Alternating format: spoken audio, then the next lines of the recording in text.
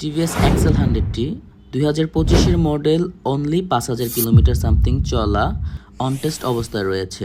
এই স্কুটারটি বাংলাদেশের মোস্ট একটি জনপ্রিয় স্কুটার।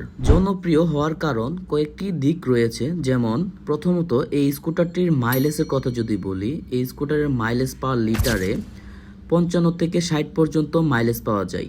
আর সিটিতে খুব সহজেই রাইডিং করা যায়, বিশেষ করে দৈনন্দিন কাজে, যেমন ঘরের বাজার সদাই এবং যারা ফ্রুট ডেলিভারি করে তাদের জন্য সবথেকে বেস্ট একটি অপশন হতে পারে টিভিএস এক্সেল 100।